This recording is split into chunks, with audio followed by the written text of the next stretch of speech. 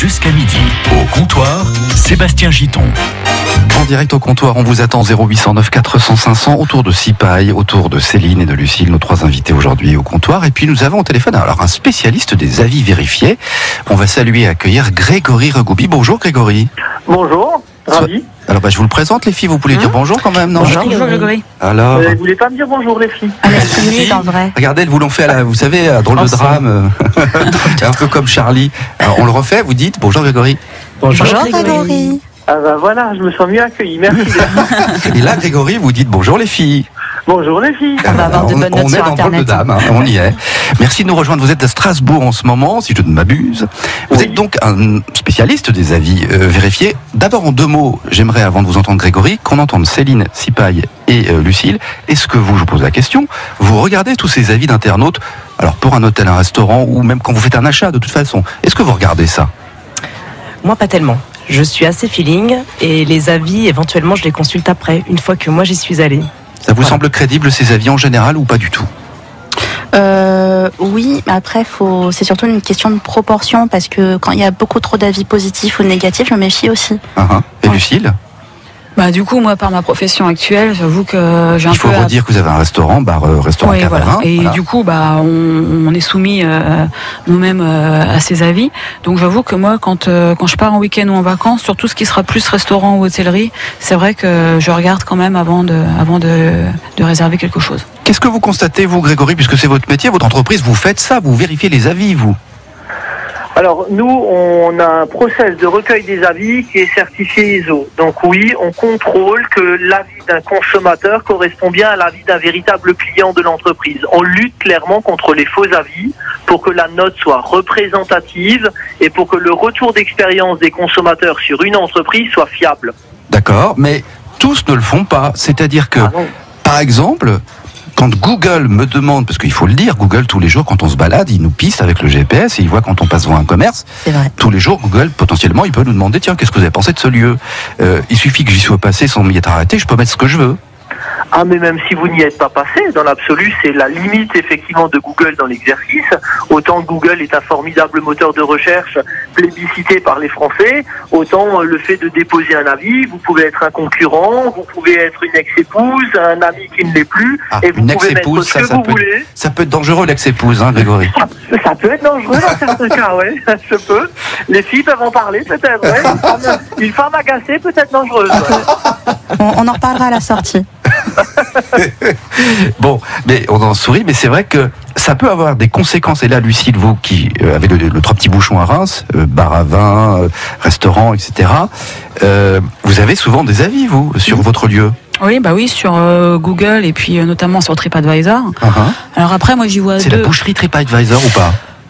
C'est comment dire, moi j'y vois quand même deux choses, un intérêt. Si je fais un tout petit historique, c'est que quand nous on a ouvert il y a 5 ans et demi, on n'était pas connus et ça nous a amené du monde, faut être clair aussi, c'est quand même la publicité qui se fait gratuitement, donc il y a un intérêt. Après la boucherie, je dirais que nous on est relativement épargnés dans le sens où on a plutôt des bons avis, donc c'est vrai que on passe un petit peu au travers des mailles du filet, mais par contre c'est effectivement... Parfois, quand un avis est un peu moyen ou négatif, j'avoue qu'on prend tous un peu à cœur. C'est un peu particulier quand même, comme dynamique tout ça. On va accueillir Serge qui nous appelle. Ne bougez pas, Grégory, et puis mes invités. Serge, bonjour. Oui, bonjour. Soyez le bienvenu sur France Bleu Champagne-Ardenne. Serge, alors vous avez plutôt en poche le guide du routard? Oui, tout à fait. En fait, alors, je ne sais pas si le terme est exact, mais je suis un adepte du guide du routard. Et partout où je suis allé en France... et à l'étranger, notamment en Italie, j'avais le guide routard en poche. Alors bon, évidemment, je l'avais en format papier, mais il existe aussi en format dématérialisé. On peut oui, bien sûr, sur Internet. Juste pour aller à l'essentiel, pardon Serge de vous presser un peu, mais ce que vous voulez dire, c'est que vous faites d'abord confiance, vous, aux professionnels, les guides par exemple, plutôt qu'aux avis des internautes. C'est ça que vous voulez dire? Oui, mais Internet, j'ai aussi accès à Internet par d'autres moyens, quoi. Donc c'est pas seulement le guide du routard, et c'est vrai qu'il peut y avoir un laps de temps qui s'écoule entre les avis qui sont donnés sur les guides et puis suivant l'année aussi. Et et puis l'instant T où on va aller dans un restaurant. Alors les avis peuvent changer, les propriétaires peuvent changer aussi, enfin bref. Ben oui. C'est pas forcément la meilleure des solutions, effectivement. Mais les guides et les avis d'internautes, c'est pas la même chose, hein. Grégory, vous êtes toujours avec nous. C'est pas la même chose non plus, un guide et les avis d'internautes. Ah non, il y a toujours si on prend le guide, par exemple, c'est le guide Michelin. On peut en parler dans la restauration puisque c'est un peu le sujet. On a affaire à un professionnel qui a un regard de professionnel. Déjà, il y mange une fois. On n'aura jamais la même objectivité que quand on a un ensemble de clients qui ne sont pas des professionnels, qui sont des consommateurs lambda et qui peuvent venir régulièrement partager leur retour d'expérience avec une volumétrie qui permet de bien mesurer l'écart type entre des gens qui sont un peu plus exigeants. Un professeur des écoles sera toujours un peu plus dur dans sa note qu'un commercial, par exemple, parce qu'ils n'ont pas tendance à noter de la même manière. Un 8 pour un professeur, c'est une excellente note. Pour monsieur tout le monde, il aura plutôt tendance, quand il est satisfait, à mettre un 9, 9,5. Ouais. Et le commentaire sera hyper important. On aura toujours plus d'objectivité dans du volume et de la régularité d'avis que simplement sur le retour d'un professionnel qui peut quand même être guidé pour X ou Y raison par, j'irais, une obligation financière. Bon, Grégory, juste ça fait sourire ce que vous dites, Lucille. Je suppose que quand on dit mettre plutôt un 9 qu'un 8, c'est même des fois l'inverse en fait. Non, mais je souriais parce que c'était exactement ça. C'est-à-dire que des fois, nous, on rigole au niveau de l'équipe, on voit des avis. Alors, c'est bon, voilà, tout est très bien, très bien, très bien. Et on a genre quelque chose comme ça, un 4 sur 5. Et là, on se dit tous entre nous, oh, ça, c'est un prof. Donc, ça me faisait rire. Moi, quand je mets un 4 sur 5, c'est parce que je me dis non, je peux pas mettre un 5, ça va faire faillot. Voilà, le prof ne peut pas mettre non plus 10 sur 10. Mais je me dis parce que c'est presque parfait, mais bon, voilà, c'est tout. Merci beaucoup, Serge, de votre intervention. On vous souhaite une belle journée. Au comptoir, 11h midi, sur France Bleu. Champagne-Ardenne, bien sûr. Sipai Wangbe, Céline Hélène et Lucille Moureau. En studio, au téléphone, on a toujours Grégory depuis Strasbourg. Je rappelle que Grégory, vous êtes un spécialiste, un professionnel. Votre métier à vous, c'est de vérifier ces avis des internautes. Alors, c'est pas tant sur les vacances, les hôtels et les restaurants, vous, hein, Grégory. C'est sur les achats en général. Alors une petite précision, notre métier c'est avant tout d'aider les entreprises à se développer, parce qu'on leur permet de se développer en rentrant dans un monde de preuves. Donc concrètement, un dirigeant d'entreprise ne promet plus d'être le meilleur, il le démontre par le retour d'expérience de ses clients. C'est une subtilité importante. Non mais c'est la classe surtout, comme c'est dit, c'est très classe. D'ailleurs, Sipai Wong, qui elle est une professionnelle aussi du web marketing. Tout à fait. Les avis, c'est important, vous aussi, dans votre travail avec les entreprises. Alors les avis, c'est important. J'ai tendance souvent à conseiller aux entreprises de prendre les devants et de se créer une fiche pour un peu surveiller les avis avant que d'autres personnes les publient et qu'on ne soit pas au courant finalement. Il y a un peu l'idée c'est ça, de prendre les devants, de maîtriser la chose. Après, moi, je suis pas tout à fait d'accord, malheureusement, avec Grégory sur l'aspect où ça représente vraiment la vérité, parce qu'on connaît les humains qui ont tendance à plus facilement s'exprimer quand ils sont pas contents que quand ils sont contents. Donc, je pense qu'il faut prendre du recul par rapport à ça. En revanche, c'est vrai que dans mon métier, j'ai tendance à vraiment me servir des avis auprès des gens avec qui je travaille, parce que c'est souvent des indicateurs qualitatifs. En fait, moi, je suis pas très fan des indicateurs quantitatifs, qui sont les notes et les volumes. Oui, on s'en sert finalement pour gagner du temps, pour tailler dans la hache, pour voir les tendances.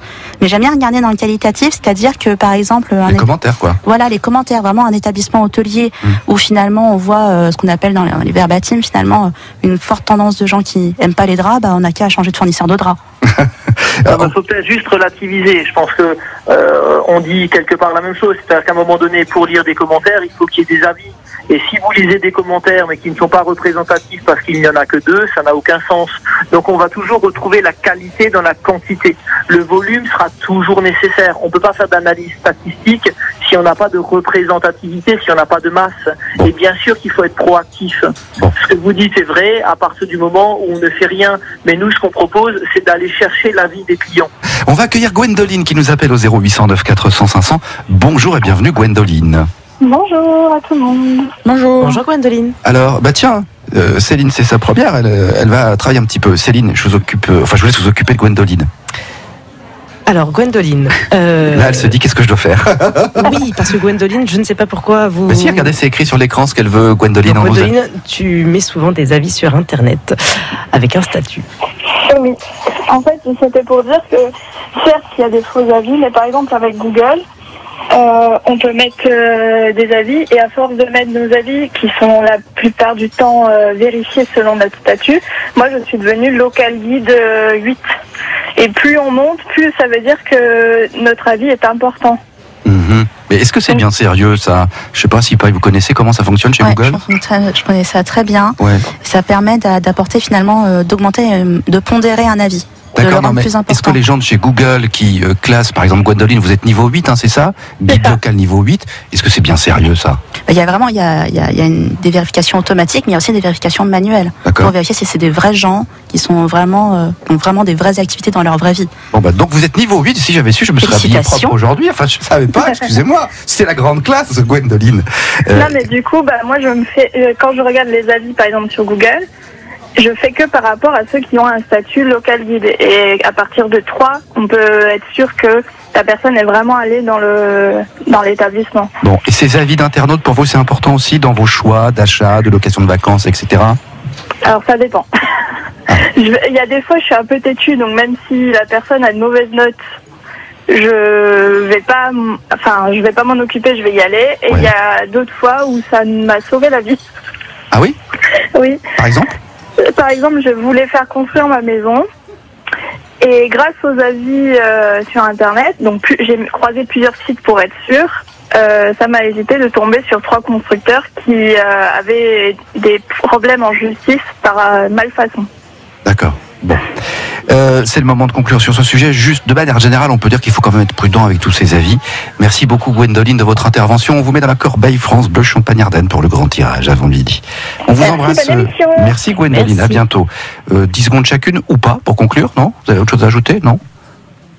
Non, moi je crois qu'il faut continuer la spontanéité d'aller vers les endroits qui nous semblent intéressants, pour lesquels le bouche à oreille continue à fonctionner, alors avec ou sans support d'avis internautes. Et puis surtout, rester positif parce que les retours peuvent être profitables pour ceux qui consomment, mais aussi pour ceux qui sont acteurs de tout ça et qui peuvent se perfectionner toujours plus. Mais quelle parole sage, c'est dingue. Grégory? Je pense que tout est toujours perfectible. C'est évident qu'il y a encore des améliorations à avoir, notamment sur les avis Google, mais on le sait. C'est pour ça que des entreprises comme les nôtres existent. Maintenant, si 9 consommateurs sur 10 consultent des avis clients avant d'acheter, c'est parce qu'aujourd'hui, ils sont lassés et usés par les promesses. Et ben voilà, c'est dit, c'est fait. Merci infiniment Grégory.